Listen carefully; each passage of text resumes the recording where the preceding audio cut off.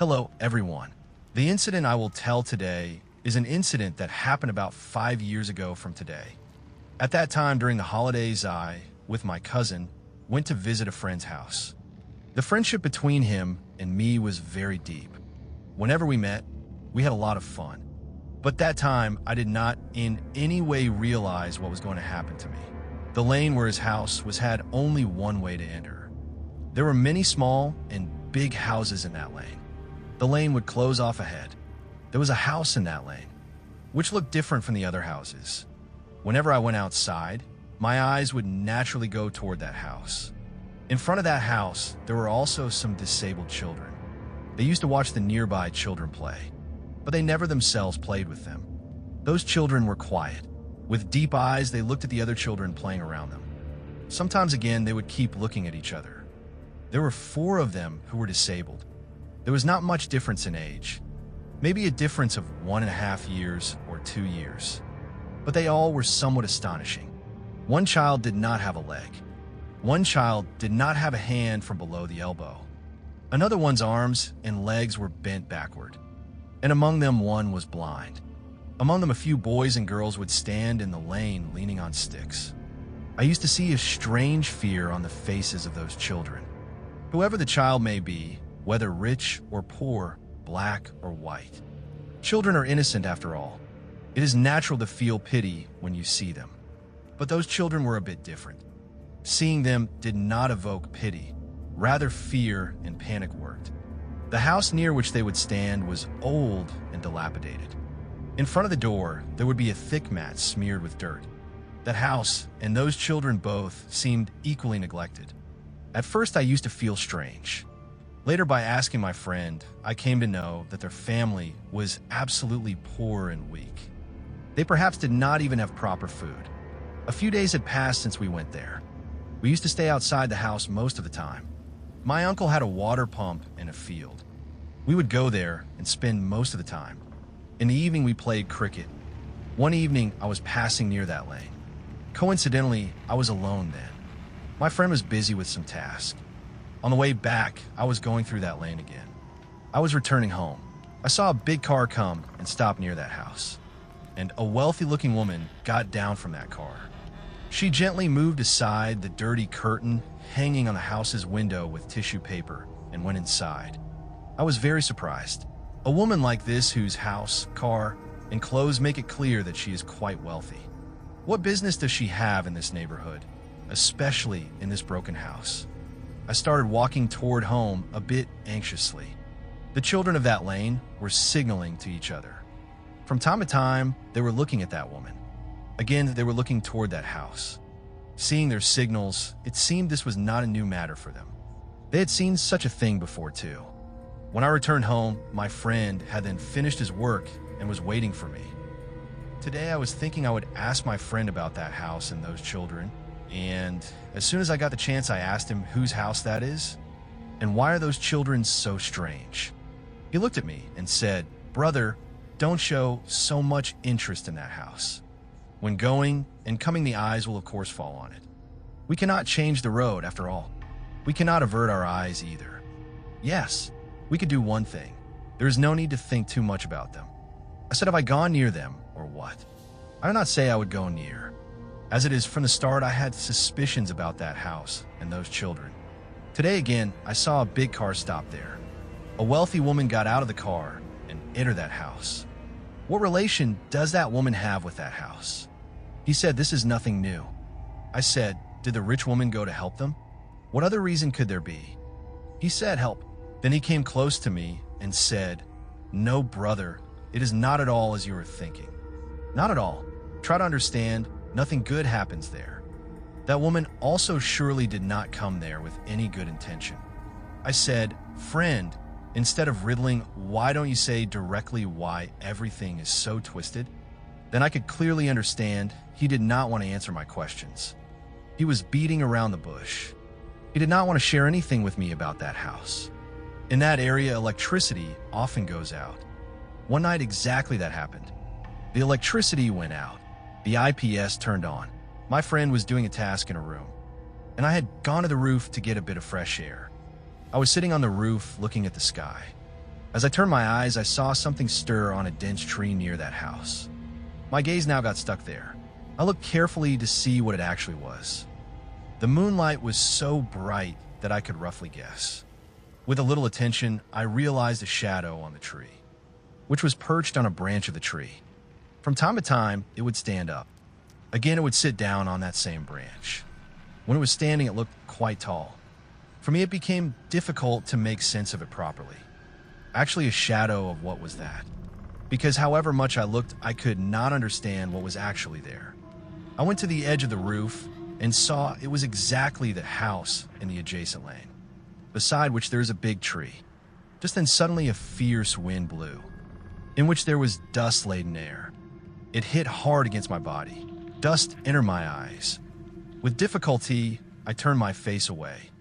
But the strange thing was that wind felt as if someone deliberately threw dust-laden air at me. That wind was very intense. Yet there was no sign of any wind anywhere around. I somehow began to feel afraid. Groping, I stepped back. There was no water on the roof with which to wash my eyes. There was intense itching in the eyes. With great difficulty, I held the railing and came down. After coming down, I started washing my eyes with water. But my suffering was not decreasing.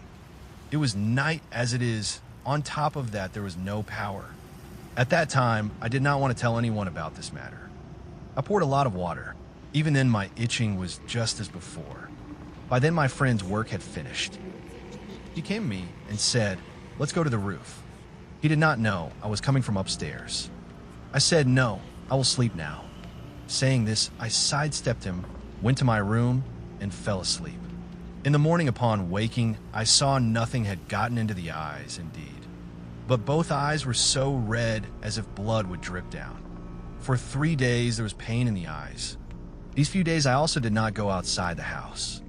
But my mind kept pulling again and again toward that shadow, that tree, and that dust-laden wind incident. I tried to shake the matter off my head, but in no way could I get it out. After many days, I went out of the house. My friend had gone to his class then. While walking down the road, my eyes fell upon a man of strange appearance, who was almost hopping as he walked. The man was wearing a strange type of garment. His head is bent forward and both shoulders are drawn inward. There was a terribly serious look on his face. That man kept darting his eyes, looking to the right and left of the lane. There was no one else in the lane then. The man was walking very fast on foot. In his hand, there was a black cloth bag. He was holding the bag so tightly as if it might slip from his hand. In panic, he was stepping quickly and moving forward. Seeing that man's suspicious movement, I also hid behind a tree. I think his gaze had not yet fallen on me. Seeing him, I hid behind the tree in such a way that he could not realize there was anyone else in the lane besides him. When he went past the tree behind which I had hidden, I got a sharp smell. The smell was so intense that even though I was under the open sky, my head was splitting. I pressed my right hand over my nose. I could not even imagine that such a rotten smell could come from a human body. When he moved on from there, I focused on the bag in that man's hand. The way he was shifting the bag, sometimes from right hand to left hand, and again from left hand to right hand. It seemed the bag was very heavy and he was having great difficulty lifting it. The smell was surely coming from that bag. Surely there was some rotten thing in it. At the end of the lane, he turned the corner. As it is, we see thousands of people on the roads, but we do not get surprised seeing everyone. Many times something happens that is different from ordinary circumstances. That scene would not leave my mind. My thoughts were busy untying that puzzle's knot. I had gotten scared just by his appearance seeing that man, although I did not speak with him and did not face him directly either. But the man was completely different. There was a sort of negative feeling surrounding him. For the purpose for which I had gone out, believe me, even for that work, I no longer felt like going forward. From there itself, I returned home. I began to think there are many strange things in this area that are enough to scare people, that make oneself restless. Until noon, my mind kept going sometimes toward that man and sometimes toward that shadow on the tree. After a long time, my friend came home. When he returned home, He said to me, "You seem somewhat absent-minded." He said, "I wanted to ask you something that very night, but you were very sleepy then. Today I thought I would ask you about that night no matter what. Why were your eyes hurting? But today you seem even more restless than before." I said, "What more shall I tell you? You did not give proper answers to my previous questions. Now what I will say will you answer? You will not. Then what is the use of saying?" He came to me and said, "First tell what happened to you. After that I will tell you everything." I told him everything about that night's shadow and about that strange man's appearance. He listened to everything attentively. He kept his face lowered for a long time. Then he said, "Now these matters have become very common for us, because for a long time we have been seeing these things. But for you this is new. You had not had the chance to see such things before. That is why you are finding it strange." Then he said, "The man you saw today, he is the father of these disabled children. Many years ago this man used to live in a nearby area. He did not live in this area then. We did not know him either. Later he came to this area and bought that house. When we came to know that his real home was in a nearby slum, then we were surprised. From where did a man living in a slum get so much money to buy a house? After he came here, he did not maintain any kind of relationship with anyone. He neither met nor spoke with anyone. The house's doors would always remain closed. Most of the time, he would stay inside the house. He was completely alone. If he ever came out of the house, that too would be at night, as if so that no one sees him. This is a small area. Here, everyone knows everyone. In joy and sorrow, everyone stand by everyone. In such a place, such a person whom no one knows properly, about whom no one knows anything, he will of course be suspicious. A shopkeeper in our area had said that that man used to come at closing time at night and buy dozens and dozens of eggs and take them away. Now you tell me, how many eggs can a single man eat in 3 or 4 days? That too in such heat. Anyway, there was no such special reason then that we would complain against him or ask him something. But a question had remained in everyone's mind. What does that man actually do? A notion about that was obtained a few days later, when it became known that he had married. And you will not believe so many days have passed since his marriage. He had 4 children, yet none of the neighborhood neighbors has till today seen his wife's face. From a few days after his marriage, people around began to hear screams from his house late at night. Those screams were such as if someone were screaming to pull someone toward themselves or to attract. Because if someone tortures someone, their screams are different. There would be a pain in that scream. But these screams were different, very loud and mysterious. Some neighbors had gone to his door to inquire as to what the matter actually was. Then he directly lied. He said, "You all have had a misunderstanding. No such sound comes from our house." Anyway, until that time, it seemed these sounds might have been his wife's. But the day the neighbors went to his door, from the next day, no one's screams were heard anymore. After that, many outsiders were seen coming and going at his house. Those who came to his house would also come in such a way that even the face or head hair would be covered. No one would understand who was coming and who was going. Once late at night, a little ahead of our neighborhood, there is an uncle who lives. His work is in the surrounding areas. He sends goods from here to the adjacent area, and from there he brings some things and sells them here. Most of the time he is in transit. One night, he was returning home from the bus stand. The night had grown late. The road was completely desolate. There was neither people nor companion. Moreover, everyone as his passes carefully through the area beside the graveyard. And at night no one goes to that place. The place would be completely empty. Uncle always had a small torch with him. But that night the moonlight was so bright that Uncle could see everything as it was. So he turned off the torch. Suddenly Uncle saw a man with cloth tied over his face entering the graveyard carrying some things. He was of course astonished. At this time of night, who entered the graveyard in such a suspicious appearance? He followed that man, keeping some distance. He saw he went behind the graves and went down into an old grave. It seemed as if someone had already dug up that grave. Uncle said that when he slowly went closer, he realized that man was none other, their very new neighbor. because his shoulders and neck bent forward were enough to recognize him. Uncle moved away from there thinking that that man might do him some harm. In this way, it was exposed to everyone that that man does black magic. Everyone decided he would be spoken to, and he would be driven out of the neighborhood, because this brings bad name to the area. And another fear was that the environment of their house also becomes bad.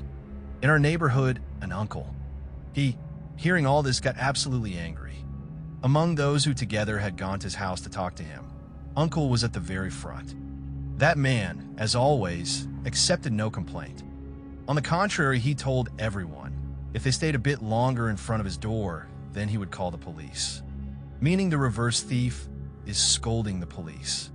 Now, plainly, we had no evidence that we could show. So everyone returned from his house. Because from the way the man stood in front of everyone, puffing out his chest stubbornly, it was clearly understood he did not have a bit of fear. After returning from his house, the uncle who had been at the front suddenly was struck by paralysis. Half of his body became numb, and he lost the ability to speak. Everyone became frightened. After that, no one said anything to that man anymore, because Uncle Arif's condition was in front of everyone. That man as if silently told everyone that when I do not say anything about anyone, then no one will say anything about me either. They had gotten all the answers to their questions. It is clear that those who do bad deeds never admit it. After that, everyone of their own accord began to stay away from him. Within a few days, along with many other advertisements on the wall, another poster advertising black magic was seen, which was written in black ink. People asking for the address began to arrive here. He had shut the mouths of the neighborhood people. No one could say anything to him. No one could raise a hand against him. And in this way, this story continued. Then those 4 children were born, but all were disabled, and you have not seen those children's condition at night. On certain special nights, such as during a solar eclipse or lunar eclipse, the children behave very strangely. Terrible, dreadful sounds come out of that house. Whenever someone does evil deeds, the effect falls first upon the children. They are not ordinary children. One child is mute and also deaf. He has shown his children to many doctors, but no benefit came. Even now, he goes to the graveyard. He does black magic. Many people come to him, and by means of black magic, he extorted money from people and rose from that shanty and built this house among us. If you ever open your eyes and see, you will see the inside of that house is horrific.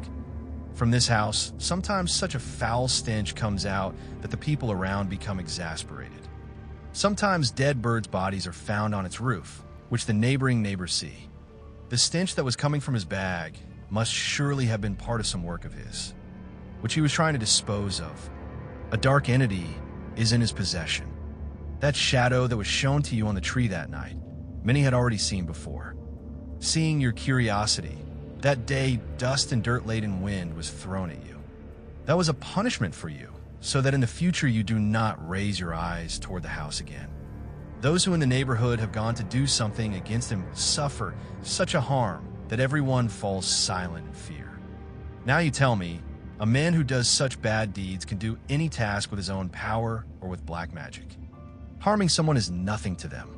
Tell me, what was the use of so much money? Not even a single child turned out normal. What is the use of such a house? Holding my breath, I was listening to all my friends' words. I could not even think that in this area there could be someone practicing such black magic. I had gotten the answers to all my questions. But what courage those people have, even after knowing everything they are living here. He said, what else can be done? Those who live on rent go away. But those like us who have their own houses, where will they go? One cannot flee leaving one's own house. I heard such things for the first time in my life. Hearing it, goosebumps rose on my body. Each word began to whirl in my mind. From then on, I was afraid to go to the house's roof or even to go outside, because wherever I would go, I had to go through that lane. I bought a return ticket, and I decided to return home. Believe me, while going toward the bus, my eyes were toward the ground. I deliberately did not want to raise my eyes and look. For many days, those words would circle in my mind. Then I immersed myself in the busyness of my own life. Just a few days after returning home, one day that friend's call came. He said, "There's some news for you." I was a little surprised. I thought, "Is it good news?" He said, "Remember that master of black magic?" I said, "Yes, why? How would I forget him?" Then he said, "The news is not that good. There had been a fire at his house." Suddenly, the fire broke out, and two of his children were also scorched in the fire. I have heard that some work or magic of his backfired on him. But see, it is the children who suffered the pain. I said, "Even after this, has the man not stopped?" He said, "Leave these things. The children are in this condition, and he is immersed in his own work." Believe me, hearing these things, how much pain I was feeling. Was that man stone-hearted? The bad path is always dangerous. Black magic erases the very true identity of relationships.